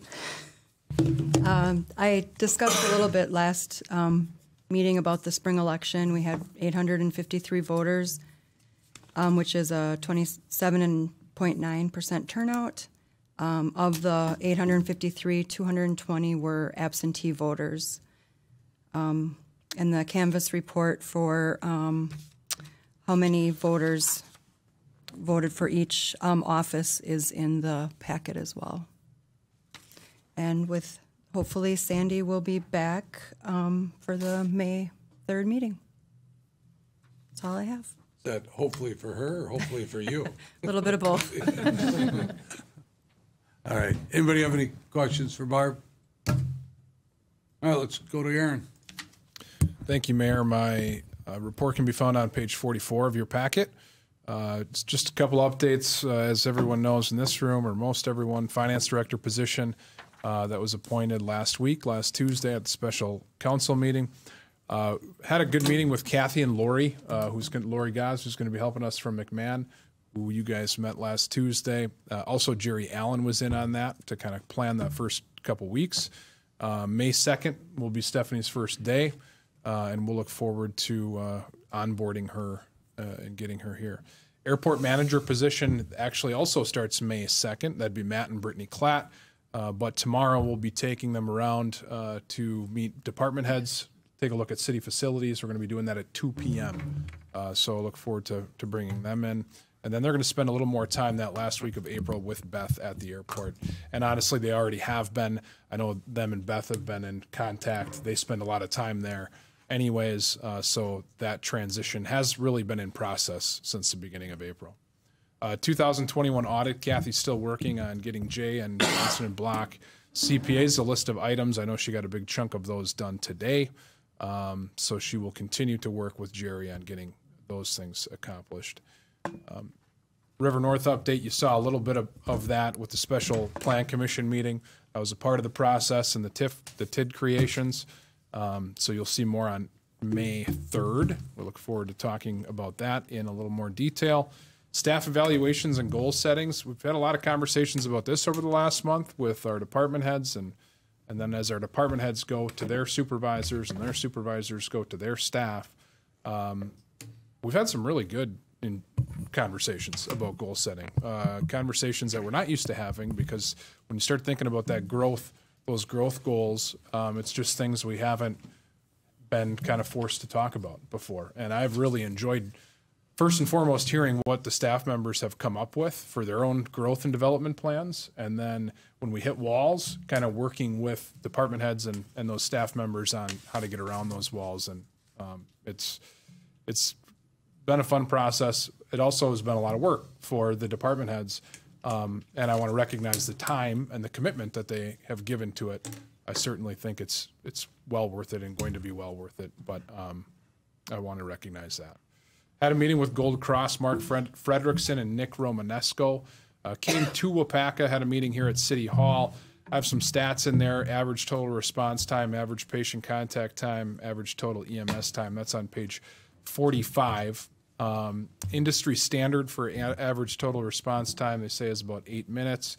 There is 6 minutes and 21 seconds over this past year. If you remember, a couple budget processes ago, our fee as a part of that consortium for Gold Cross went up quite a bit.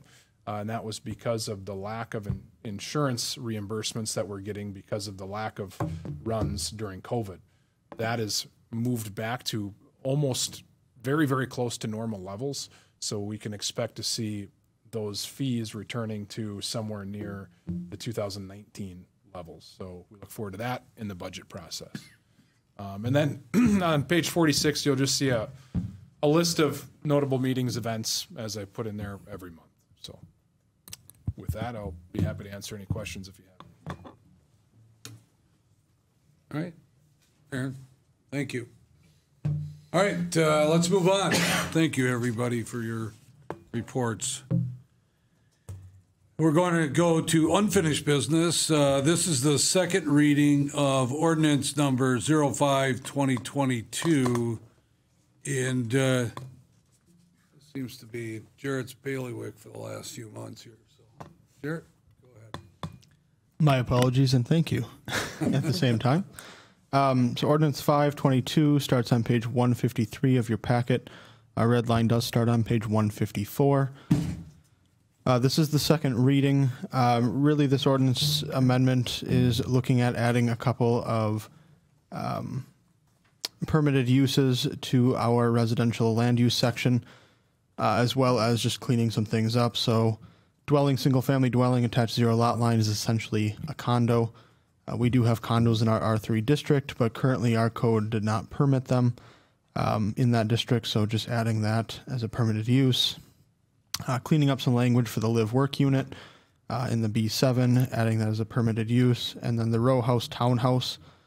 As we plan for River North and as additional people express interest in them, just making sure that there's options for a row house townhouse in the different districts, and then also the upper story residential units, adding that to the B1 district as an option. Happy to take any questions if there are any. Thanks, Jared. And did you get any comments since the first reading? I have received no comments on this. Thank you. We'd be looking for a motion to approve this ordinance then. So move to approve? Second. Motion by Chestnut, second by Martin, that we approve ordinance number 05-2022. This is an ordinance amending Chapter 17 of the City of Waupaca zoning ordinance. Any discussion? Barb will call the roll. Oh, I'm sorry, Dimitri. I just wanted to comment to Josh that I really appreciate what you've done since you've been on board, going through our ordinances and finding ways that that we can eliminate roadblocks. So happy to do so. It's nice to see. Thank you, Dimitri. Jared, any other comments? Okay. No. All right. Barb will call the roll. Colin Dykstra. Aye. Lori Chestnut. Aye. Paul Hagan. Aye. Henry Velliker. I think I should probably abstain on this because I just wasn't really involved in the early discussions of it. Abstain. Scott Perchatsky, Aye. Dave Peterson, Aye. Paul Mayo, Aye. Dimitri Martin, Aye. Mary Fair, Aye. Eric Olson, Aye. 9 ayes, motion carried. All right, second up, we have another second reading. This is 06/2022. And Jarrett? Thank you very much, Mayor. This one starts on page 156 of your packet. There is a red line on 157 of your packet. Really, this is just a definition cleanup to better align with our building code requirements. Currently, the definition includes accessory storage structures, which per our UDC code, they do need to be permitted. But the way the definition and the code reads with them in this classification of transitory accessory structure, it does not appear they need a permit. So there's just some conflict within the zoning and the building requirements. So just cleaning up the definition to better align and hopefully reduce the confusion with that. Thanks, Jared. Any comments that you heard from the public on this? I've not heard any comments on this one. All right, Paul Hagan. So if you could help me with this, you're saying that this is meaning that structures such as pergolas, trestles, children's play structures, dog enclosures, that those now need to be permitted or no? No, so those do not need to be permitted. So the confusion comes up if you look on page 157, probably the best. That's what I'm looking at. It says enclosed structures no larger than 120 square feet. So if that's taken as any accessory structure like a garden shed or something like that may be 119 square feet. So it's really eliminating that. And then,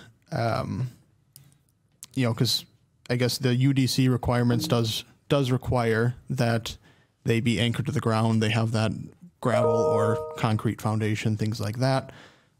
So by not having them go through zoning, they really never get caught by the building permit process. So just ensuring that those specifically, so enclosed structures no larger than 120 square feet need to be permitted. Pergolas, no. Trellises, no. Fences and walls, yes, but they're under a separate permit, not an accessory structure permit. Personal energy systems, children's playhouses, play apparatuses, swing sets, no. The beehives and enclosure for chickens, it's a bit odd because those are also separate permits. The chickens specifically need to be permitted through, I believe, the Department of Agriculture or State Department. So just kind of cleaning up those certain things that it doesn't make sense because they are somewhat, it's a bit complex and confusing. Yeah, I'll say so. Yeah. So previously, for instance, a pergola, I was told that was not required to have a permit when I went and investigated it. So I'm a bit confused by this. So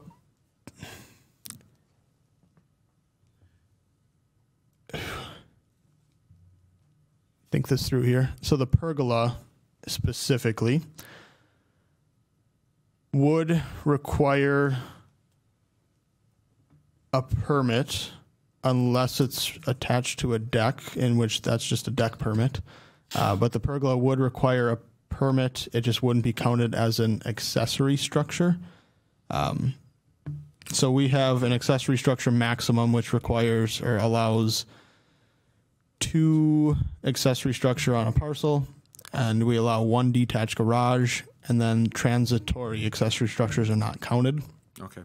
So technically you could have a detached garage, you could have 2 sheds, and then that would be your maximum.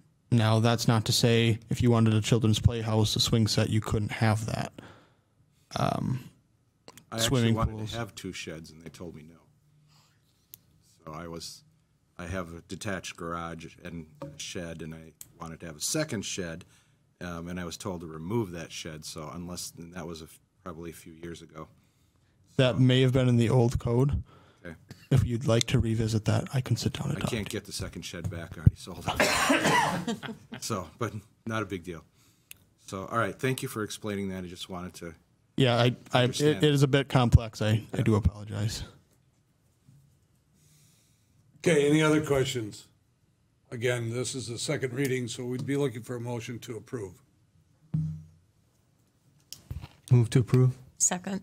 Motion by Martin, second by Chestnut, that we approve ordinance number 07-2022, an ordinance amending Chapter 17 of the zoning code. Any further discussion? Barbara, call the roll. Lori Chestnut. Aye. Paul Hagan. Aye. Henry Veliker. Scott Perchatsky. Aye.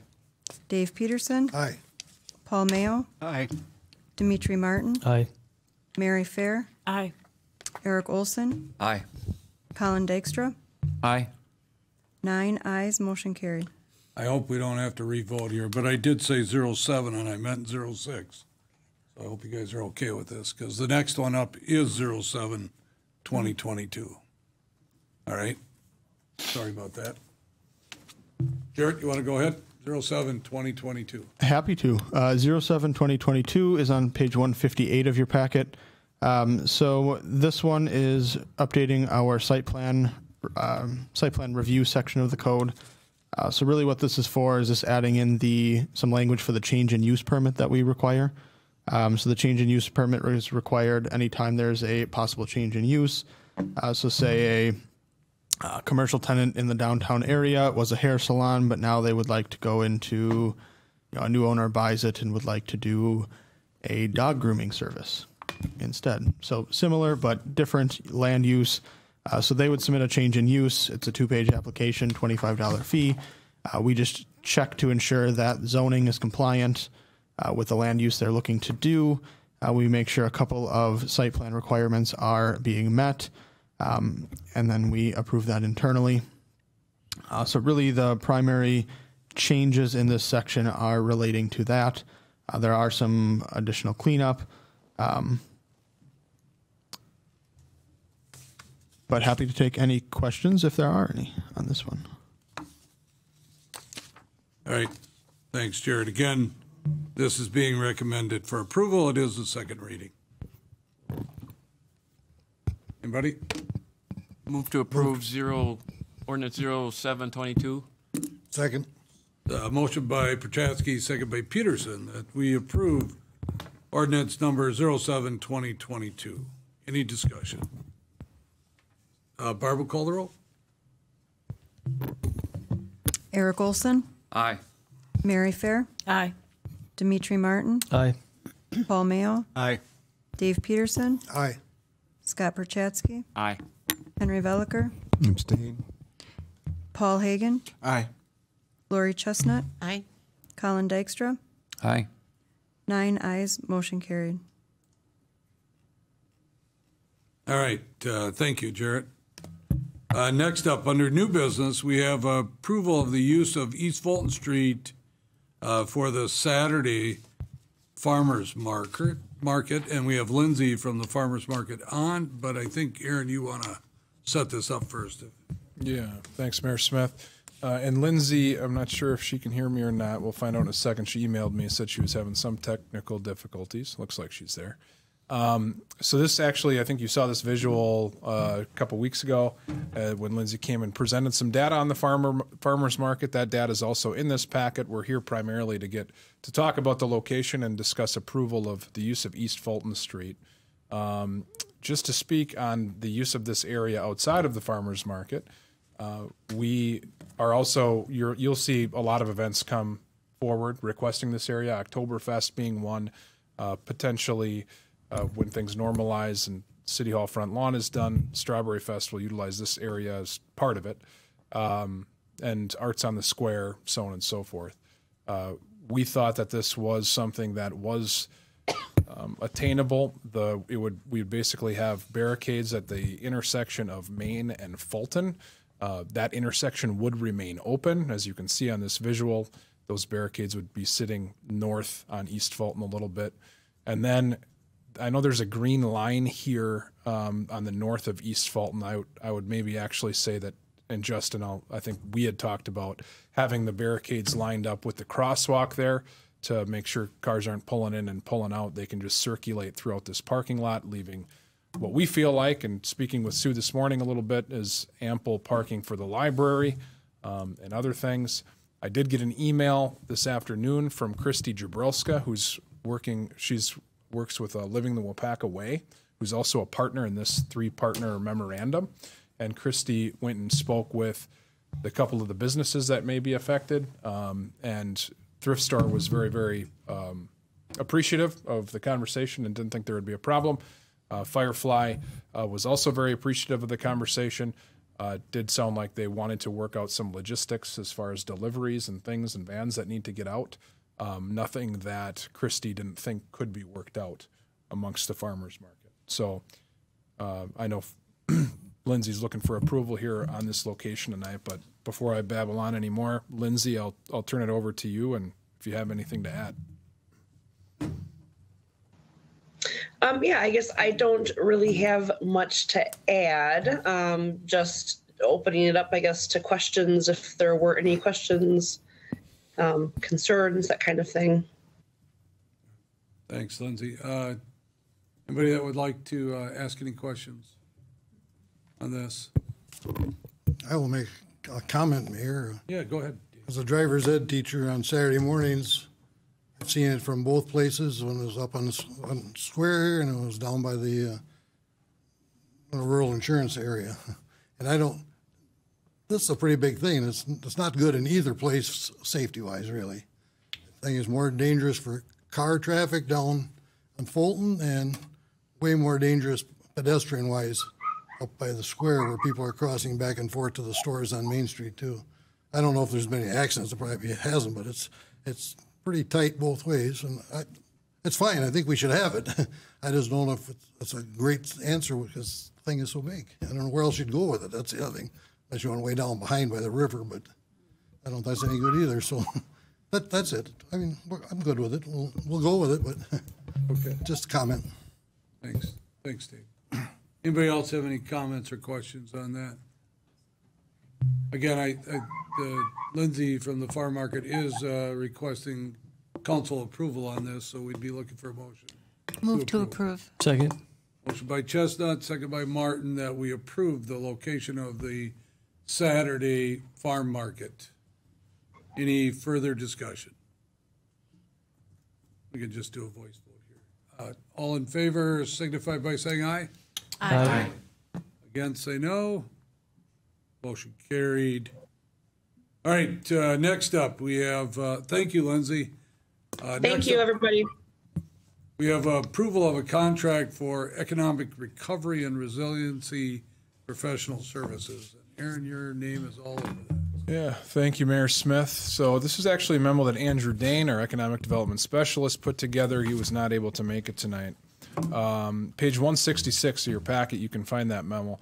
This is a result of the grant that was received from Greg, of course, and it's for the Economic Resilient Plan, and that was to kind of recover from COVID. How can businesses do that? But also, how does our local economy diversify our jobs? We've talked about it a number of times. We have about 33% of our jobs are manufacturing. How do we attract a greater diversity of options and jobs over the next several years? So what happened was, through the process and through the requirements, at least 5, or the request for qualifications and proposals had to be sent out to 5.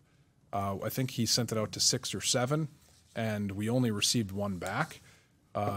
That meets the requirements. We double checked with the Economic Development Corporation, and then also we did have an interview with that individual, Place Dynamics, and we did that through our DIRT team, Development Review Team, and we felt that he was more than capable of taking us through this plan. Again, this is no city money other than the grant. It's 100% paid for through the grant, and we would put together a community, like a steering committee, that would help us work through this plan and work with Mike Stumpf, who's the owner of the company we're proposing, Place Dynamics, and we would look to start that pretty quickly after council approval. So, Jared, did I miss anything? I know you've been working with Andrew on this probably closer than I have. No, I think you covered it. You know, we do have a match, but that's going to be staff contribution, in-kind matches. Working on that steering committee here this month. We have a report due this month to EDA, but that's obviously part of the staff time. But once we get that steering committee up, then we'll start having meetings with the steering committee staff as well as the Place Dynamics if we decide to approve the contract to kind of begin this process. Thanks, Jared. All right. Yep. Thank you. So staff is recommending that we move forward with a contract with Place Dynamics LLC for this economic recovery and resiliency services. So we'd be looking for a motion to approve. So move. Motion by Chestnut. Second. Second by Martin, that we enter into a agreement with Place Dynamics LLC. Any discussion, further discussion? Mayor? Yes, sir. I got a question for Aaron. Oh, other than Jared, obviously, who sits on our city development review team? Is there a... So, yeah, the individuals that are on that are myself, Mayor Smith, Jared, Andrew Dane, okay, Greg Groman, our grant writer, Justin Behrens, Public Works Director, and Kathy used to sit on it more regularly, but with her being part-time now, it's not as often unless we have something very specific financially we need to have her in it. All right. Anybody else? Me. Sorry, Paul. Go ahead. So the grant is for 100,000. Is that correct? Yeah, and then additionally, the contributions are through matches, but this is, I think, 70,000. So yeah, 70,000. It says in the memo that staff time is being reimbursed by $30,000. Does that mean that we are getting a reimbursement of $30,000 for our staff time? We are. That's a part of the grant that we received. Okay. So a lot of Andrew Dane's staff time is being reimbursed. So which part is the staff time contribution? So part of our contributions, as well as I think we even were able to write like Terry Schultz, Chamber President, community contributions for in-kind. I think his question is there an amount over the $100,000 that staff is putting into this? Oh,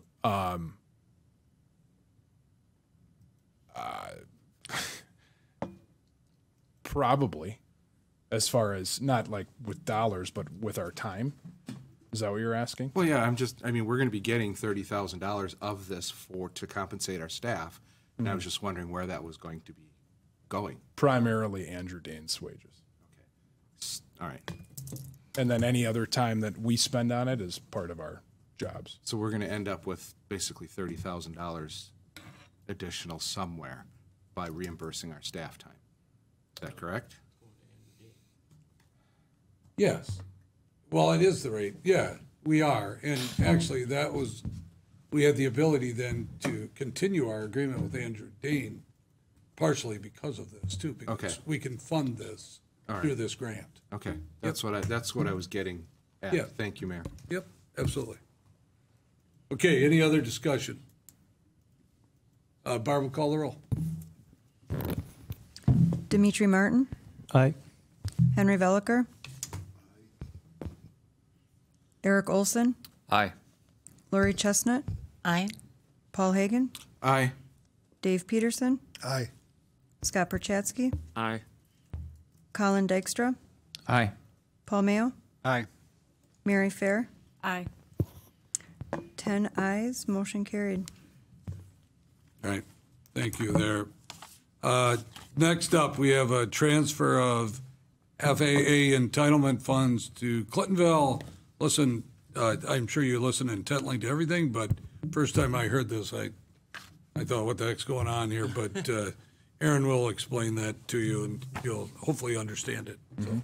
Yeah, thank you, Mayor Smith. So this one, you'll have a memo on page 194 of your packet. This has actually happened at least one other time in the last 3 years that I remember.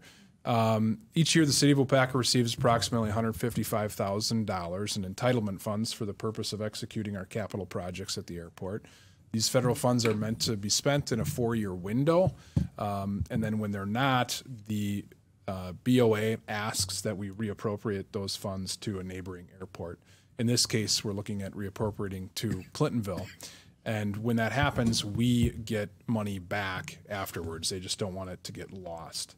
And we have a letter attached to this memo that states that from Mark at the BOA. And we have had that experience in the past. Now, why didn't we spend it in the 4-year window? We were piling money on top of each other a little bit for a runway rehab project, a crosswind runway.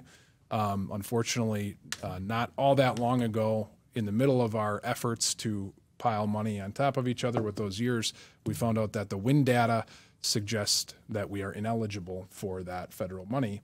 So we had to rework some things. We went after snow equipment, a tractor, snow removal equipment, a tractor, so on and so forth. And then there were bidding snafus at the BOA level with having to prove that certain parts were made in America. It had to get rebid once. So these delays led for us not being able to spend that 2018 money, block grant money, in time. We're like a month late. We expect to get that equipment July. We have to have it spent by June. So because of that and preparing for that, this request is to transfer that money to the $155,000 of 2018 block grant funds to, in this case, Clintonville Airport, as requested by the Wisconsin Bureau of Aeronautics. And in return, we will get that paid back to us with no additional requirement. So the same terms will apply on that money. All right.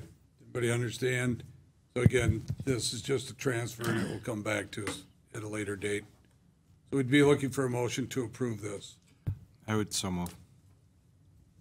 Second. Motion by Hagan, second by Peterson, that we approve of the transfer of the 2008 block grant funds from the Waupaca Municipal Airport Fund to the Clintonville Airport, as requested by the Wisconsin Bureau of Aeronautics. Discussion? Barbara Colero? Dave Peterson. Aye. Henry Veliker. Aye. Eric Olson. Aye. Colin Dykstra. Aye. Paul Mayo. Aye. Paul Hagan. Aye. Scott Perchatsky. Aye. Dimitri Martin. Aye. Lori Chestnut. Aye. Mary Fair. Aye. 10 ayes, motion carried. All right, thank you. Next up, this is a resolution, and it has to do with the East Central Wisconsin Regional Planning Commission. As you do, or you either know, or I'll just update you a little bit. We are one of the counties that make up part of the East Central Wisconsin Regional Planning Commission. And as the largest city in Waupaca County, we have representation on there, and you're represented by me or Aaron as the alternate on that. And this has to do with some reorganization there. So, Aaron, you want to go ahead? Yep. Thank you, Mayor Smith. So you'll see the resolution on page 197 of your packet. And then there's a memo. This is a request from the executive director, Melissa Kramer-Badke. She gave me a call maybe 3 weeks ago, asked for us to officially pass this resolution. And what this resolution does is it changes the bylaws to not have a governor's appointed position. So in this chart on page 199, you'll see a number of counties that have a governor's appointment. What has happened is that has just year after year after year has never been filled or appointed. So they're just cleaning it up and saying, if we're not going to do it, it's not going to get appointed. Let's get rid of it. So that's ultimately what this resolution is doing. And they do need a certain amount of resolutions passed by the active partner counties or areas, municipalities to make this change. So that's what we're requesting tonight. Okay. Everybody understand? Again, we'd be looking for a motion to approve this. Move to approve. Second. Motion by Mayo, second by Olson, that the council approves of amending the Articles of Organization and the bylaws of the East Central Wisconsin Regional Planning Commission. Any discussion? Barb will call the roll. Paul Hagan, Aye. Scott Perchatsky, Aye. Paul Mayo, Aye. Mary Fair, Aye. Eric Olson, Aye. Colin Dykstra, Aye. Lori Chestnut, Aye. Dave Peterson, Aye. Henry Veliker, Dimitri Martin, Aye. 10 ayes, motion carried. All right, thank you. Next up, we have a couple of first readings of some ordinance amendments. We did have public hearings on both of these before tonight's meeting. The first one is 09-2022, and we'll go back to Jared. Thank you very much, Mayor. 0922 does start on page 223 of your packet. I'll keep this short as it is similar, the exact same ones I went over in the public hearing. 0922 is relating to the East Gateway District. Again, just past discussions internally and with developers, with people, interested stakeholders out in the East Gateway District. Negative comments towards these code requirements, just stacking requirements on requirements. Just in the end, it was really prohibiting possible or even, preventing development out in this area. So looking to clean up our code a bit, try to make it more developer friendly. Again, a lot of these requirements that were in here, they were just more restrictive than what we currently have. So just cleaning up the East Gateway District, essentially by repealing it and taking it out of the different sections it's referenced in. All right, and this is the first reading, so our first reading in May, we will talk about the second reading. Let's go to 10-2022 then. Jared? Yeah, so 10-2022 is on page 229 of your packet. So this is landscaping. So really just a lot of cleanup in here. Looking at adding a section for alternative landscaping, landscaping within large parking lots in the form of landscaped islands, as well as a section on maintenance. Happy to take any questions. I just have one. What is a greenway? You said that before. It's like what? Yeah, so a greenway is essentially a strip of area, which is a mixture of berms, trees, shrubs, grasses, can be trails, walkways, things like that. So essentially what you're looking for, which our landscaping already kind of covers it. So in our section here, we have that for every 35 feet of street frontage, you should be planting a tree in the front. So that tree along, depending on how they're planted, how the lot's laid out, could warrant maybe some landscaped bush islands in between them. Maybe just the trees are enough to create that greenway. Essentially, it's just kind of a consistent pathway of landscaping. Obviously, with gaps, it's not a perfect, but if that makes sense, Well, kind of not honestly, really. Truly not really, but I'll take your word for it. Anybody else have any comments or questions? All right, again, that's the first reading, so we'll see that at the next council meeting. We have a report that we want you to approve it, just basically place it on file. This is the election canvas report that Barb had talked about earlier, and we're numbering that 1571. You can see that on page 233 with the actual vote count on page 234 of your packet. Barb, anything you want to add to that? No. Okay. So we would be looking for a motion to approve the election canvas report number 1571. I would move to approve. Second. Motion by Fair, second by Chestnut, that we approve the election canvas report number 1571 and place this on file. Any discussion? Anybody want to dispute your reelection? All in favor signify by saying aye. Aye. Against, say no. Motion carried. Next up, license report number 1572. This is for our operators. You can see that we have 2 on there. And these are, of course, are pending approval by city, and make sure that they're all, anything that they might owe is paid up. Again, looking for a motion to approve. So moved. Peterson, motion by Peterson, second by Chestnut, that we approve number 15, license report number 1572. All in favor signify by saying aye. Aye. Aye. Against? Motion carried. License report number 1573. These are taxi cab drivers. We got 1 on there. Again, we'd be looking for a motion to approve. Vote to approve. Second. Motion by Olson, second by Peterson, Peterson, that we approve license report number 1573. Any discussion? All in favor signify by saying aye. Aye. Against, say no. Motion carried. All right, under our projects, issues project discussion, we have a less than 30-minute discussion on the City Hall Library front lawn presentation, and we have Sue and Justin look like they're teaming on this. The Sue and Justin show. Thank you, Mayor. One of the things that the library has discovered since the pandemic is the importance of going outside the library to provide programming. And last year, all of our programming was outdoors, and we were happy to have it at the parks. And we used a lot of the front yard at the time.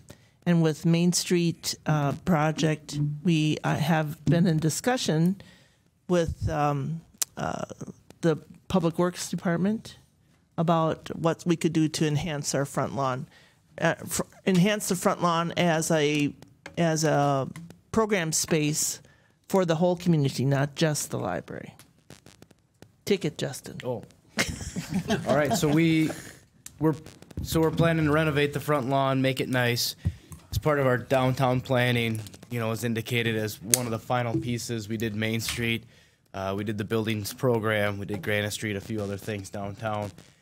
So here, the back parking lot, excuse me, and here we're going to do much the same. Aaron, if you'd like to kind of go to the next page, it probably would help. The site plan, there you go. So underneath the awnings, we have this old lava rock. We're going to take that all out and put in new concrete there. In those areas, we're going to relocate the Reading Girl statue. We may relocate the veteran stones. We're still talking with them about that. And then provide seating and brand new lighting. When we did all these downtown projects, we had 2 giant floodlights in our front lawn. I don't think anybody really noticed because the trees grew into them. They've been gone for several years. And then the small little pedestrian light that's out front just doesn't work. So we're going to get a little bit more light with adding these type of string lights here. I mean, you can turn lights off if you want to see it. I'll plug it in. Okay. It's pretty nice. So all that work is going to be done by our street crew.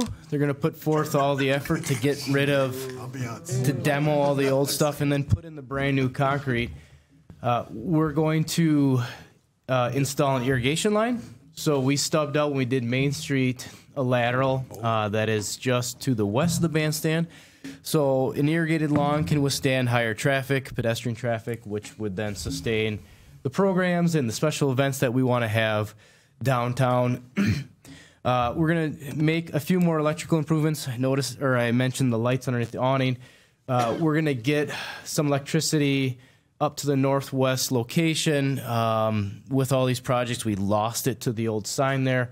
We're going to get that back, add a few outlets to, again, support special events, popcorn machines, bands, whatever is needed up there as well. We plan on replacing the old flagpole. So that's time since, once we want to touch these things, make them right, and move on. And then lawn restoration is, again, just back on the street crew, taking pride in our front lawn and making it look nice. So those are the things that are coming shortly, and then we have a few other things. You want to Right. touch on the other things? Right. Well, one of the things in our conversation with Andrew Dane and with Aaron is that we want to keep our front lawn an iconic space. So we want it to match the look of Main Street, because we're very proud of Main Street. And so what sorts of things can we bring as amenities that will build community, that will encourage engagement, encourage citizens to use the space, and still remain iconic. So the next slide, Aaron, I think, or the next page. One of the things we have written with Greg, our grant writer, is a grant for some what's it called? Portable seating. Movable furniture. So that sort of thing. And we talked a lot about creating a space that's family friendly, and it doesn't have to involve a huge piece of playground equipment on the front lawn, which wouldn't fit, but something just simple and nice for young people to spend time on the front lawn. It could be as simple as painting a sidewalk in front of the library with, like in this case, the numbers, so that you'd have math literacy, counting by 2s, 3s, 5s, 1s, so that sort of thing. So I know you're laughing. Well, I'm just laughing because I was just in Minneapolis walking around some sidewalks with my son and daughter, and yes, they automatically did the hopscotch thing when they saw it on the sidewalk, but so did I as a 33-year-old. So there you go. It's kind of cool. Sorry. Yeah, no, I'm so glad you said that. Does it play music when you step on it? I thought it was 37. That would be extra, right? So the furniture, the amenities, that is not part of the capital improvement plan that the city will, but that would be part of a granting process that if Greg's grant goes through, we'll hear in another 30 to 60 days. We presented this to the Library Foundation to gauge their interest, and there was a lot of oohs and ahs about how that space would represent the city well. So I guess I'm interested in hearing what your thoughts are. The other thing we talked about is putting medallions with our logos. So the logo for the city, that's on our shirts, and the logo for the library up onto the shade structure as you enter the library, so that it's obviously a space. And there was some talk about that corner, the northwest corner of Fulton and Main Street, putting a bike repair station in there, so that that's part of that pedestrian bike. Mm-hmm. We have plan. bike racks.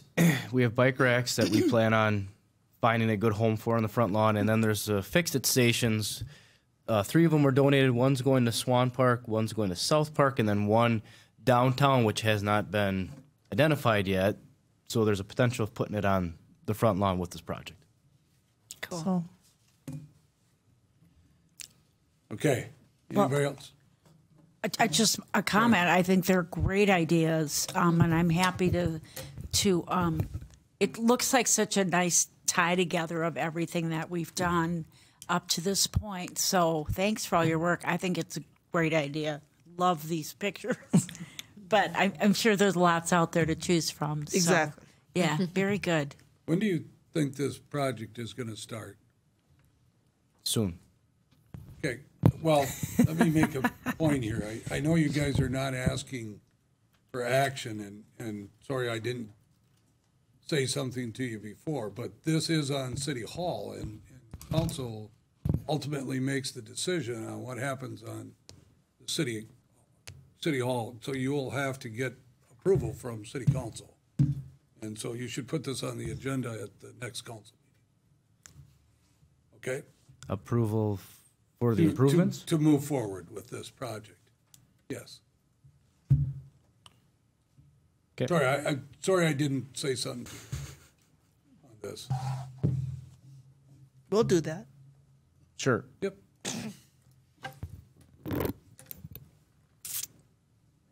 Okay, anybody else? I think it looks great. Dave? It looks great. I'm just wondering, I'm a big fan of the iconic band concerts in the bandstand, so I hope it wouldn't interfere with that if the band decides to come back there at that location. Yeah. And the other thing would be storing these things when you're not using them. You're going to put them in mayor's office or wherever to go. Your office, Dave. Okay. Yeah. We all take one home. Get 10.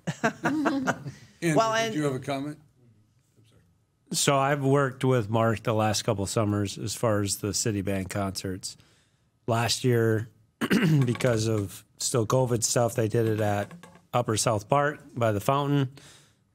The plan is, in talking with Justin, to do that in June. Then they'll come back downtown in July, back to the bandstand. Also working with Central Wisconsin Orchestra to have a concert down at the bandstand as well, for the gazebo. So there'll be lots going on down there. And I do think the seating will enhance the band concerts. Okay. Any other comments? We did not approve it at an earlier date, did we? You're giving me the look like maybe we did. Well, it was approved with the capital planning. Right. So this was part of the capital plan, and council was well aware that this is what they were going to do? I believe so. Okay. Well, then I guess I'm okay with it. All right. I just want to make sure that we are following our rules. And I think we're under budget from what was the capital plan, a little bit. Yes, quite a bit actually. And I mean, if anybody has any concerns, certainly we can sparse it out from there. But being that we're handling nearly all the work internally, I just assumed didn't need to have formal approval. So. One thing I'll mention is if, let's say, irrigation's over $10,000 or whatever, to meet those policies, we'll have to bring separate contracts forward for anything over those thresholds. So you might be seeing individual things as well. All right. Anybody else on this? I think it's great, but Colin? Just noticing benches to match the Main Street benches. Are those benches you've already acquired, or are you going to acquire more? We have to get a few more from the foundry. And then the reason I asked that is within WAHA, the hockey organization, they've noticed those benches, and they kind of like them too. And I would guess that there's probably more people that have liked those benches. So at any rate, if there's a way to get other organizations to some word out to them, hey, if you're interested in these, I would think there would be less cost if you did a bunch at a time. And that was my point of bringing it up. There's a number of people have said, hey, those are neat benches. How do I get one? And anyway, if it helps you, then that might be something. Thank you. Okay, anybody else? Sue, Justin, thank you. You're welcome. You're welcome. Next up, communications, recommendations of the mayor. First of all, those of you that were reelected or just newly elected, make sure that you have signed your oath and get that back to Barb before you leave, please. There are boxes by the door for you to put recycling in there. So now that you're at a different desk, if you want to just clean up, we didn't feel comfortable that we should clean out your desk because we didn't know exactly what you wanted to keep and what you didn't keep, but this would be a good time. Doesn't have to be tonight, but within the next few weeks for you to clean up your old desk, and then you can start over again. Okay? I think that's it. Does anybody else have anything for the good of the meeting tonight? Eric, plug your ears. Brewers are winning 4-0, top of the fifth. I'm always good with the Brewers. All right. Okay. Let's entertain a motion to adjourn. Move Paul to Hagan. Second, anybody? Where's Alan? Somebody's doing everything. Second by Dave Pete to adjourn. Till our next regular scheduled meeting, Tuesday, May 3rd, 2022, subject to call. All in favor signify by saying aye. Aye. Against, say no. Motion carried. We are adjourned at 8:07 p.m. Have a great night, everybody. Drive careful. Think spring.